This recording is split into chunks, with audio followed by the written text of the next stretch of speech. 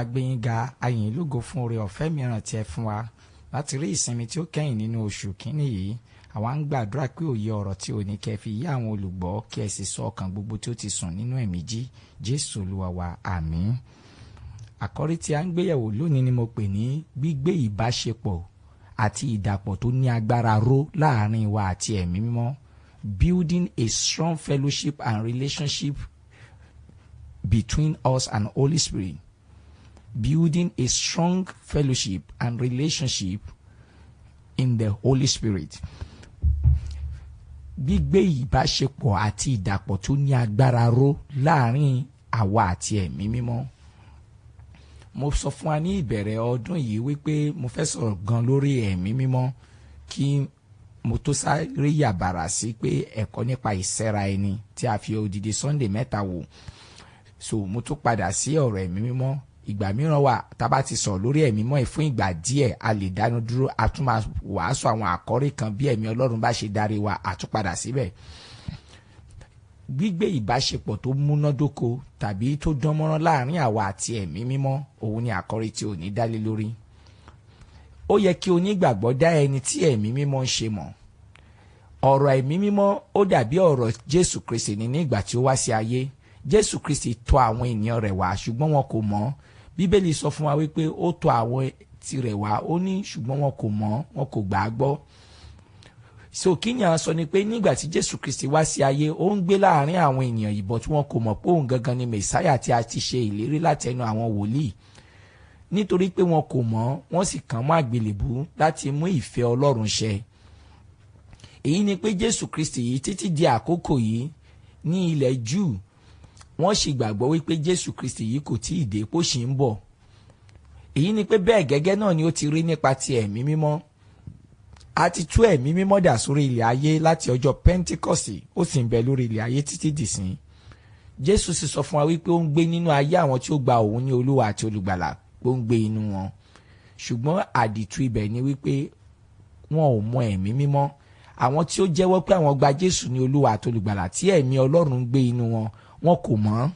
Nítorí pé tí ènìyàn bá ti gba Jésù ní Olúwa àti Olùgbàlà, a ti bí i nípa ti ẹ̀mí, gẹ́gẹ́ bí ìwé Jòhánù ti ṣe sọ wípé bí kò ṣe pé a fi omi àti ẹ̀mí bí ènìyàn, òun kò lè wọ ìjọba Ọlọ́run.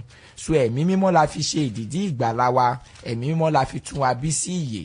Òun ni ó mú wa di ẹni kan náà pẹ̀lú Kristi nínú ẹ̀mí. 1 Corinthians chapter 6 verse 17. Kọ́ríńtì kìíní orí kẹfà ẹsẹ̀ kẹtàdínlógún, 1 Corinthians chapter 6 verse 17.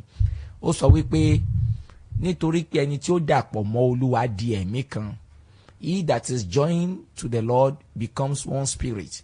Èyí ni wípé tí o bá ti so ẹ́ pọ̀ mọ́ Jésù Kristi nípa ìgbàlà rẹ, ẹ̀mí mímọ́ ló so ìwà àti rẹ̀ pọ̀. Bíbélì sọ pé ó di ọ̀kan náà pẹ̀lú Kristi.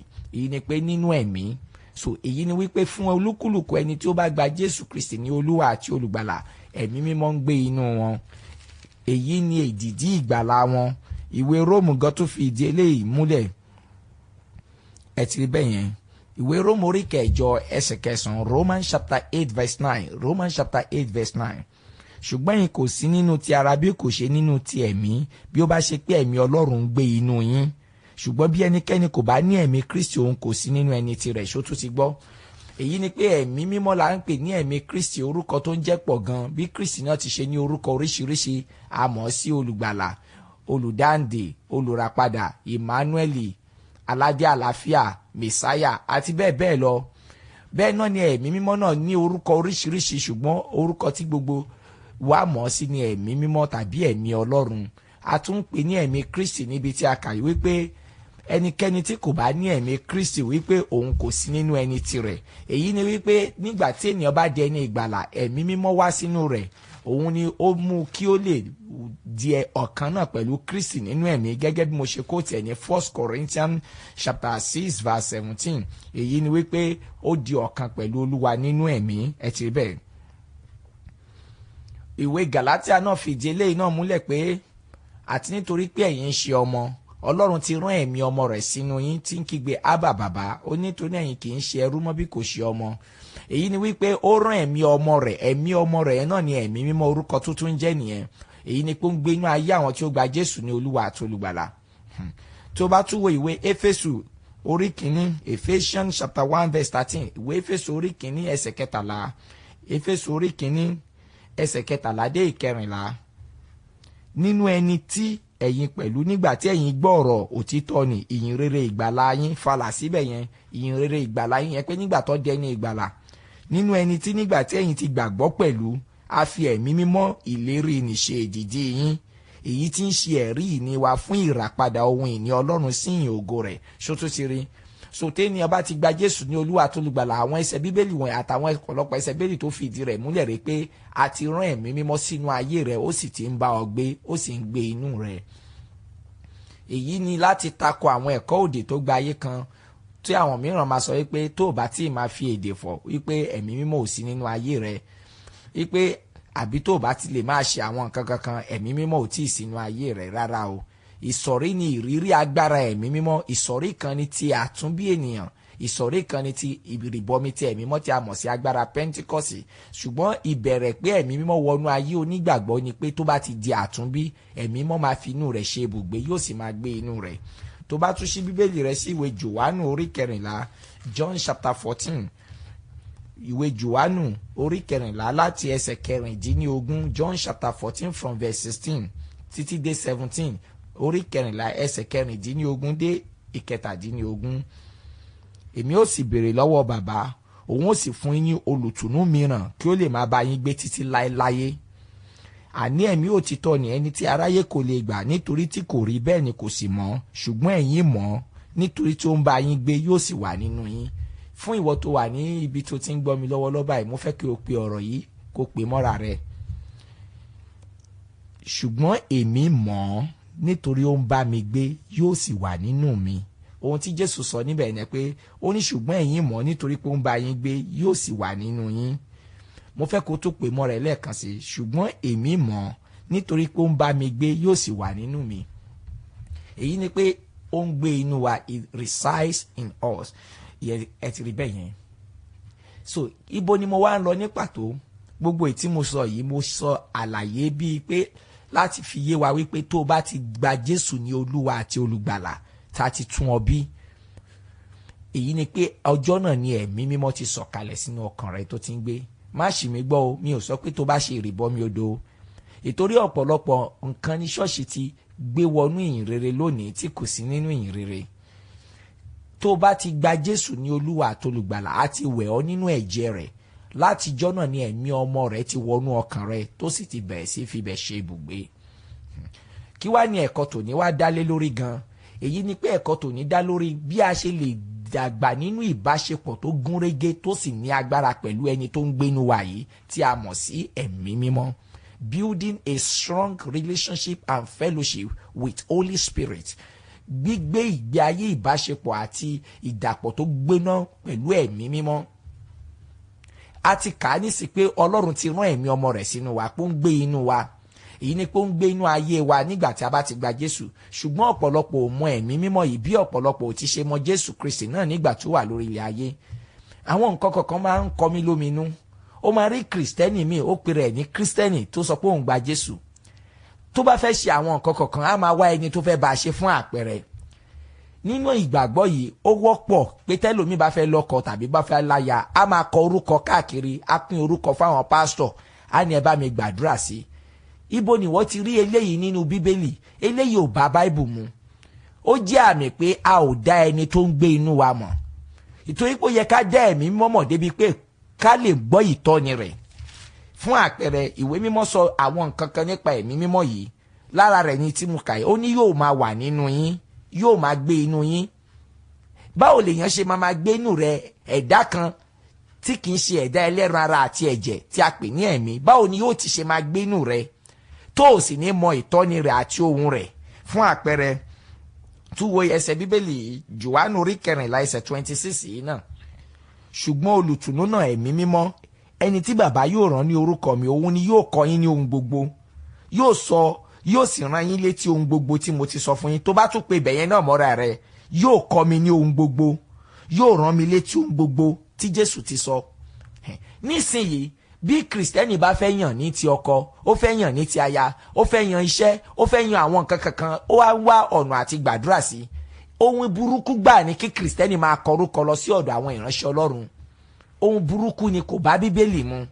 Tí kìrìsìtẹ́nì, tá bá sọ pé kìrìsìtẹ́nì tí ó gba Jésù, tẹ́ẹ̀mí Ọlọ́run gbé inú rẹ̀, ó yẹ kó mọ ìtọ́ni ẹ̀mí mọ́, kẹ́ẹ̀mí mọ́ kọ wípé this is the way, this is the way.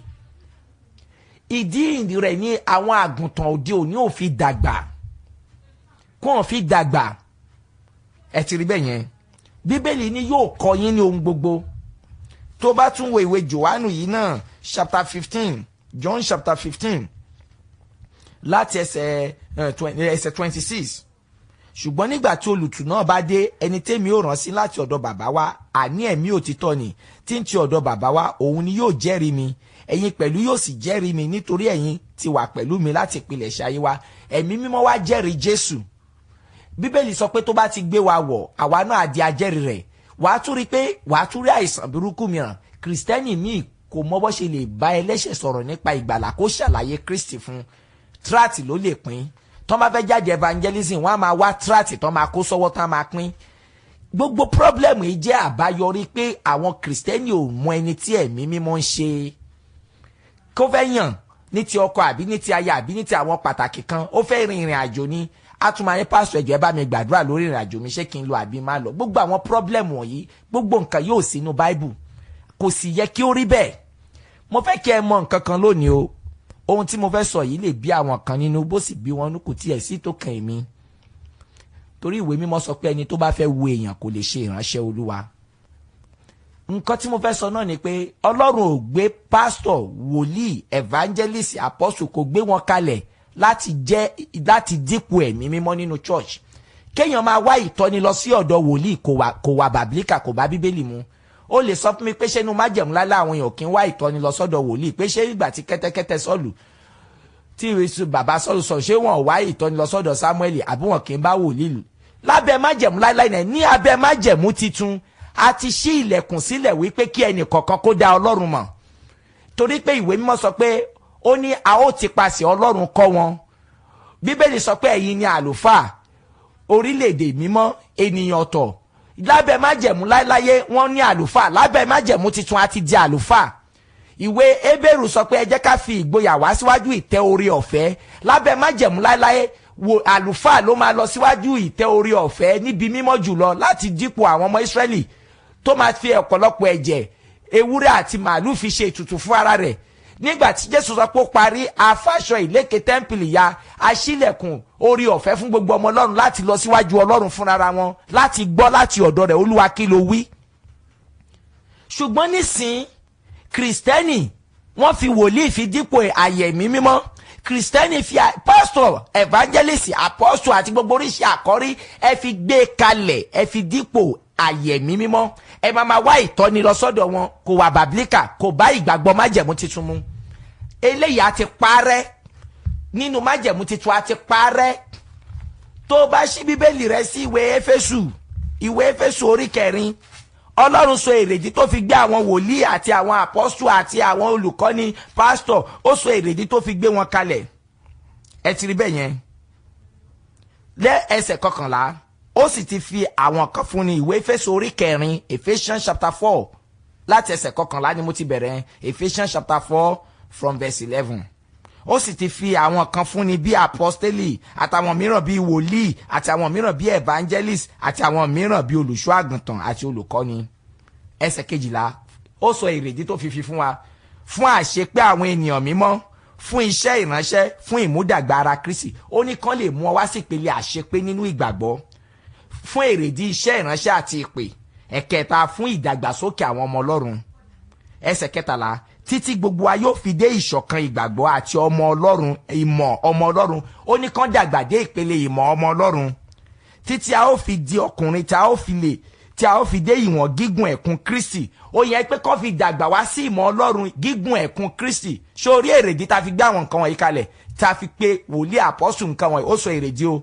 Ẹsẹ̀ 14, kí àwa kí ó má ṣe jẹ́ èwe mọ́. Sórí pé èrèdí tọ́lọ́run fi gbé wọn kalẹ̀ ni pé kọ́kọ́ àwọn àgùntàn yìí kán lè dá gájíá, kán dàgbà, kán má jẹ́ èwe mọ́.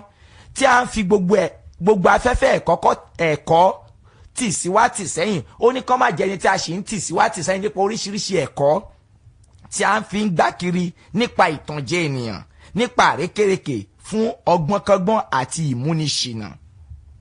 Ẹ bá mi béèrè lọ́wọ́ ara yín tí ẹ bá ń fọkàn bá mi lọ. Ṣé àwọn wòlíì, olùkọ́ni, pásítọ̀, evangelist àti apostle gbogbo ohun tó wà lónìí, ṣé nǹkan tí a fi torí ẹ̀ gbé wọn kalẹ̀ yìí ṣé wọ́n mú ṣẹ? Ohun burúkú gbà ní kí o fẹ́ ìtọ́ni kó máa wá wòlíì kiri, kò bá bíbélì mu. Ohun burúkú gbà ní pé tí pásítọ̀ rẹ ò bá ti gbàdúrà kó fẹ̀mí ṣọ́nà fún ẹ, o ò lè gbé ìgbésẹ̀. Ohun burúkú ni. Ìdí rẹ̀ ló fi jẹ́ wípé àwọn àgùntàn fi di aròbó tí wọ́n dàgbà nínú ilé Olúwa. Bẹ́ẹ̀ ni, ohun tí ò bá bíbélì mu ni pé kò fẹ́ gbé àwọn ìgbésẹ̀ tó ṣe pàtàkì nínú ayé rẹ, bí o fẹ́ gbàdúrà fọ́kọ, o fẹ́ gbàdúrà fáya, kó máa kọ orúkọ lọ sọ́dọ̀ pásítọ̀, o sì pe rẹ̀ ní ẹni tó ti di àtúnbí, tó lè gbàdúrà kó gbọ́ ohun t'Olúwa ní sọ, kó dá ìtọ́ni ẹ̀mí mímọ́ mọ̀. Ohun burúkú gbà ni. Nǹkan yóò rí bẹ́ẹ̀ ní ìgbàgbọ́ májẹ̀mú titun bó ti ṣe bẹ̀rẹ̀. Àwọn nǹkan wọ̀nyí ni àwọn wòlíì fi ń jẹun lónìí. Àwọn nǹkan wọ̀nyí ni àwọn pásítọ̀ sọ di ohun tó fi ń jẹun lónìí. Gbogbo nǹkan wọn yóò sì wà ní ìbámu pẹ̀lú Bible, torí pé èrèdí tí a fi pèèyàn sínú iṣẹ́ ìránṣẹ́ àti sọ pé fún láti mú àwọn àgùntàn dàgbà, fún ìmúgbòrò ìjọba Kristi, fún àṣepé àwọn ènìyàn mímọ́. Ó ní kán má bàa wà nípele aròbó mọ́. Ẹ sọ fún mi, ẹni tí ò tí ì dá ohun ẹ̀mí mímọ́ mọ̀ tó pe rẹ̀ ní Kristi, aròbó kọ́ la fẹ́ pè. Ẹni tí ò lè gbàdúrà fúnra rẹ̀ kó lọ síwájú Ọlọ́run, kó wá ìtọ́ni Ọlọ́run lórí nǹkan kan, àbí kó wá ojú Olúwa tó ẹ pé àṣẹ̀ṣẹ̀ máa wá ẹni tó máa sanwó fún, kó gbàdúrà fún, kó gbàwẹ̀ fún, aròbó kọ́ ni. Ṣé èrèdí tá fi gbé àwọn èèyàn wọ̀nyí kalẹ̀, ṣé èrèdí ìwá wá sí ìmúṣẹ bí? Ṣé ti rí bẹ́ẹ̀ yẹn? Èyí ló bí ẹ̀kọ́ ti tòní pé gbígbé ìbáṣepọ̀ àti ìdàpọ̀ tó múnádókoró láàrin àwa àti ẹ̀mí mọ́, building a strong fellowship and relationship between us and Holy Ghost. Èèyàn gbọ́dọ̀ lè dá ẹni tí ẹ̀mí mímọ́ ṣe mọ̀ fúnra rẹ̀. Ẹ wo gbogbo ohun tí a ti kà nípa rẹ̀ nínú Jòhánù tí Jésù sọ nípa ẹ̀mí mímọ́. Ó ní ó máa kọ́ yín ní ohun gbogbo, ó máa rán yín létí ohun gbogbo tí mo ti sọ fún yín. Ó ní nípasẹ̀ rẹ̀ ẹ máa di ajẹ́rìí mi, ẹ máa lè sọ nípa Kristi. Ṣùgbọ́n gbogbo nǹkan yìí nísìn Kristẹni míì kò lè jèrè ọkàn, kò sì rí bíi pé òun kùnà. A ní wẹ̀ gbogbo a ò lè jẹ́ àjèrè ọkàn. Ta ló sọ bẹ́ẹ̀ fún ẹ? Ṣé Olúwa ò ní ẹ lọ sí gbogbo ayé? Ó sì sọ fún wa pé nípa ẹ̀mí mọ́ la fi máa ṣe. Kristẹni mi ò dá ìtọ́ni Ọlọ́run mọ̀, kò lè sọ pé kàríà wo ni mo fẹ́ ṣe Olúwa tó yàn tó fẹ́ kí n ṣe, ta ló fẹ́ kí n fẹ́, Olúwa kí ló fẹ́ kí n ṣe, ìpè wo ló pè. Gbogbo àwọn question báyìí wọn ò lè gbàdúrà kan sì gbọ́ ìdáhùn láti ọ̀dọ̀ Ọlọ́run. Wọ́n máa pín orúkọ káàkiri, dáàdi ẹjọ́ ẹ bá mi pray. Àwọn pásítọ̀ tí ò ní iṣẹ́ náà wọ́n busy, eléyìí náà máa ṣe káàkiri rẹ̀. Ẹ ti rí nínú ìwé Jòhánù chapter 16 láti ẹsẹ̀ keje, Jésù tún sọ ohun tí ẹ̀mí mọ́ máa ṣe nínú ayé wa. Ṣùgbọ́n òtítọ́ ni èmi sọ fún yín, John 16 from verse 7 ni mò ń kà yẹn. Àǹfààní ni yóò jẹ́ fún yín bí èmi bá lọ, nítorí bí èmi kò bá lọ, olùtùnú kì yóò tọ̀ yín wá. Ṣùgbọ́n bí mo bá lọ, èmi yóò rán sí yín. Ẹsẹ̀ kẹjọ, nígbà tó bá sì dé yóò fi òye yé aráyé ní ti ẹ̀ṣẹ̀ àti ní ti òdodo àti ní ti ìdájọ́. Nǹkan kan nípa ẹ̀mí mọ́ tún ni pé òun ló máa ń jẹ́ kéèyàn mọ ohun tí ẹ̀ṣẹ̀ jẹ́. Ó máa ń fi òye ẹ̀ṣẹ̀ yéèyàn. Gbogbo pé má ṣe yìí, má ṣe yìí, má ṣe yìí, má ṣe yìí tí ṣọ́ọ̀ṣì máa ń là kalẹ̀ bí àlàkalẹ̀ kò lè ran èèyàn lọ́wọ́. Nípa dídá ẹni tí ẹ̀mí mímọ́ ń ṣe mọ̀ ló máa fi mọ àwọn nǹkan kan. Ẹ ti rí bẹ́ẹ̀ yẹn. Ní ti ẹ̀ṣẹ̀ nítorí wọn kò gbà mí gbọ́, ní ti òdodo nítorí mò ń lọ sí ọ̀dọ̀ bàbá ẹ̀yin kò sì rí mi mọ́, ní ti ìdájọ́ nítorí a ti ṣe ìdájọ́ aládé ayé yìí. Nípa ìdàpọ̀ tó múnádóko pẹ̀lú ẹ̀mí mọ́ ló fi lè mọ̀ pé Sátánì àti ṣẹ́gun rẹ̀ kò ní agbára lórí àwọn tó gba Kristi gbọ́. Èyí tí ẹgbẹgbẹ̀rún kò mọ̀ tán sì ń gbé àdúrà ogun káàkiri.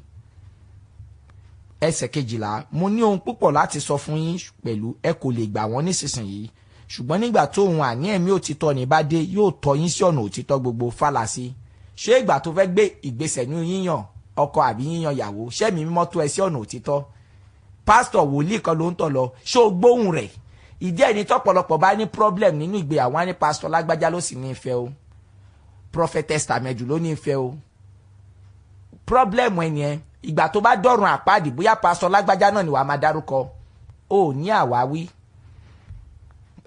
Ẹ ti rí bẹ́ẹ̀, yóò tọ́ yín sí ọ̀nà òtítọ́ gbogbo, nítorí kì yóò sọ ti ara rẹ̀, ṣùgbọ́n ohun tí ó bá gbọ́ òun ni yóò máa sọ, yóò sì sọ ohun tó ń bọ̀ fún yín. Ọ̀pọ̀lọpọ̀ ọmọ Ọlọ́run á bọ́ sínú àjálù bí ìgbà tí ẹyẹ bá bọ́ sínú okùn láì rò tẹ́lẹ̀. Ẹ̀mí mọ́ sì yẹ kó sọ ohun tó ń bọ̀ fún wa gẹ́gẹ́ bí a ti ṣe sọ, but wọn ò mọ ẹ̀mí mímọ́ yìí, báwo ló ti ṣe fẹ́ sọ ohun tó ń bọ̀ fún wọn. Òun ó máa yìn mí lógo nítorí tí yóò gbà nínú tèmi, yóò sì máa sọ fún yín. Ẹ ti rí bẹ́ẹ̀ yẹn. Gbogbo àdìtú nípa Kristi ẹ̀mí mímọ́ yìí yóò fi hàn fún wa. Kò ní nídìí pé wọ́n ń pàlọ́ fún wa nípa Kristi, àwa gan máa dá mọ̀. Gbogbo èyí ni ohun tí Jésù sọ pé ó máa ṣe fún àwọn tó bá gbàgbọ́. Béèrè lọ́wọ́ ara rẹ. Ṣé o dá ẹ̀mí mímọ́ mọ̀? Ṣé ìrírí nǹkan yóò ní inú ayé rẹ? Ọ̀pọ̀lọpọ̀ pásítọ̀ kọ́ àwọn àgùntàn láti dá Olúwa mọ̀ torí pé wọ́n fẹ́ kán máa tẹríba fún wọn bí Ọlọ́run kékeré, kán lè máa sìn wọ́n. Eléyìí kì í ṣe ìgbàgbọ́ májẹ̀mú titun. Ọmọ Ọlọ́run gbọ́dọ̀ dá ẹ̀mí mímọ́ mọ̀ kó ní ìrírí gbogbo nǹkan wọ̀nyí. Èyí la pè ní ìdàpọ̀ àti ìbáṣepọ̀ tó gúnrégé pẹ̀lú ẹ̀mí mímọ́. Nísìnyí, pẹ̀lú gbogbo ohun tí mo ti kà yìí, ẹnìkan ní pásítọ̀, báwo ni mo ṣe lè ní ìrírí nǹkan yìí tí mo lè mọ̀ fúnra mi? Àwọn ìgbésẹ̀ púpọ̀ la máa gbé, èyí tí mi ò ní lè parí rẹ̀ lónìí. Tí ènìyàn bá fẹ́ mọ ẹni tí ẹ̀mí mímọ́ ń ṣe, ó gbọ́dọ̀ ṣetán láti wọnú májẹ̀mú pẹ̀lú rẹ̀. Number one thing, if you want to know the Holy Spirit, you must be willing to enter into a covenant with him.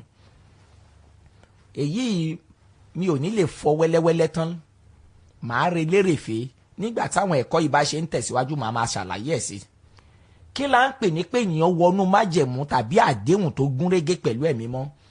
Láti wọnú májẹ̀mú pẹ̀lú ẹ̀mí mímọ́ yìí pé ìyẹn ní ọ̀nà àkọ́kọ́ láti mọ ẹni tí ẹ̀mí mímọ́ yìí ń ṣe. Tí n bá sọ pé májẹ̀mú yìí ni pé ó ń tọ́ka sí pé ó gbọ́dọ̀ ní ìpinnu àtọkànwá kan tó dúró digbí tí ó ń ṣe ìpinnu ẹnu o, wípé o fẹ́ máa ní àwọn àkókò kan tó fẹ́ máa lò níwájú ẹni yìí pé kó lè dá mọ̀. Àwọn ènìyàn gbàgbọ́ pé tí ewé bá pẹ́ lára ọṣẹ á di ọṣẹ. Nígbà tí Mósè pẹ́ lórí òkè Sinai, ògo Ọlọ́run hàn lára rẹ̀. Ìjẹ́ mọ̀ wípé ohun tí ó ba ìgbàgbọ́ jẹ́ jù lọ, ohun tó ba ìgbàgbọ́ jẹ́ pọ̀ o, ṣùgbọ́n gẹ́gẹ́ bí ìfihàn tèmi gbà, ohun tó ba ìgbàgbọ́ jẹ́ jù lọ, òun ni wípé káwọn ọmọ Ọlọ́run má máa ní àkókò fún ẹni tí wọ́n sọ pé àwọn gbàgbọ́. Báwo lobìnrin ṣe fẹ́ wà tó máa sọ pé òun marry, kò ní táìmù fún ọkọ tó fẹ́? Báwo lòbí ṣe máa sọ pé òun wà, kò ní táìmù fún ọmọ tó bí àti ìdílé? Bẹ́ẹ̀ náà ni Kristẹni tó bá sọ pé òun gba Ọlọ́run àbí òun gba Jésù ní Olúwa àtolùgbàlà, tí kò ní àkókò tó pọ̀ fún Ọlọ́run, kò ń ṣe ìfẹ́ tòótọ́ ni, ìfẹ́ ẹ̀tàn ni. Ohun púpọ̀ lè ba ìgbàgbọ́ jẹ́ o, but gẹ́gẹ́ bí ìṣípayá tí mo rí gbà, ohun tó ba ìgbàgbọ́ jẹ́ jùlọ, tó ba ayé ìgbé ayé ẹ̀mí ọmọ Ọlọ́run jẹ́ jùlọ, òun ni pé kó má ní àkókò tó pọ̀ fún Ọlọ́run. Èèyàn lè wà busy nínú church o, kò mí ìpò ní àkókò fún Ọlọ́run. Ọ̀pọ̀lọpọ̀ yín church program lẹ wà busy fún, ẹ̀yin gangan àti Ọlọ́run ẹ̀ ráyè fún, ẹ̀ dá ohùn rẹ̀ mọ̀. Jésù ní àwọn àgùntàn mi dá ohùn mi mọ̀. Báwo ló fẹ́ dá ohùn rẹ̀ mọ̀ bí ó ṣe nípa ẹ̀mí mímọ́? So ohun tó bá ayé Kristẹni jẹ́ jù ni pé kó má ní quality time fún Ọlọ́run ní kọ̀rọ̀. So èyí ni mo mean nípa pé wíwọnú májẹ̀mú tó múnádóko pẹ̀lú Ọlọ́run. Èyí ni pé májẹ̀mú in sense that pé o fẹ́ ní àkókò gbòógì tó ń lò níwájú Ọlọ́run nínú ọ̀rọ̀ rẹ̀, nínú àdúrà níwájú rẹ̀, nínú ìdákẹ́jẹ́ pé o fẹ́ gbọ́ ohun tó fẹ́ sọ fún ẹ. Ẹ jẹ́ ká kẹ́kọ̀ọ́ láti iṣẹ́ ọwọ́ Ọlọ́run. Ẹ wo ọmọ ìkókó, bó bá ṣe ń dàgbà á ti máa dá òórùn ara ìyá rẹ̀ mọ̀. Tó bá tó àkókò kan á bẹ̀rẹ̀ sí dá ohùn ìyá rẹ̀ mọ̀. Bí ìyá rẹ̀ bá wà níta tí kò rí tẹ́lẹ̀, tó bá ti gbóhùn rẹ̀ á ti mọ̀ pé ìyá òun dé, á ti máa rá lọ sí direction wọn, á ní ó ti gbóhùn ìyá ẹ̀. Ṣọ́jọ́ kan lọmọ ìkókó yẹn débẹ̀. Èyí ni pé nígbà tí ọmọ Ọlọ́run bá ní àkókò gbòógì kan tó máa ń lò níwájú Ọlọ́run, nínú ọ̀rọ̀ rẹ̀ kíkà, nínú àṣàrò, nínú àdúrà, tó pa ohun ìdíwọ́ tì, tó bá tó àkókò kan nítorí ohun tó ń ṣe yìí, á bẹ̀rẹ̀ sí mọ ẹni tẹ́mi mímọ́ ń ṣe. Ìbẹ̀rẹ̀ mímọ́ ẹ̀mí mímọ́ nìyẹn. Èyí ni ìbẹ̀rẹ̀ gbígbé ìgbé ayé ìdàpọ̀ àti ìbáṣepọ̀ tó múnádókòró láàrin àwa àti ẹ̀mí mímọ́. Tẹ́lòmí bá sọ fún mi pé pásítọ̀ ẹjọ́ ẹ bá mi pray lórí àfẹ́sọ̀rọ̀, màá ní lọ wá ojú Olúwa, ó máa bẹ́ẹ̀ sọ̀rọ̀. Olúwa sọ pé ó ń gbénú rẹ̀, but wọn ò ní time. Ẹ̀kọ́ yìí ṣe ń tẹ̀síwájú lọ, building a strong fellowship and relationship with Holy Spirit. gbígbé ìbáṣepọ̀ tó múnádóko láàrin àwa àti ẹ̀mí mímọ́. Ẹlòmíà wá bá mi á ní Olúwa pè mí, wọ́n á sọ ọ̀pọ̀lọpọ̀ ìfarahàn tán rí tó fi hàn pé Olúwa ń pè wọ́n. Wọ́n á ní mi ò mọ bí mo ṣe fẹ́ ṣe, màá ní èmi ò lè kó ẹ̀ bó ṣe máa ṣe rèé, ó gbọ́dọ̀ dá ẹni tó pè é mọ̀, but wọ́n ní time. Fún ìbéèrè kan tàbí òmíràn, pé nọ́mbà yìí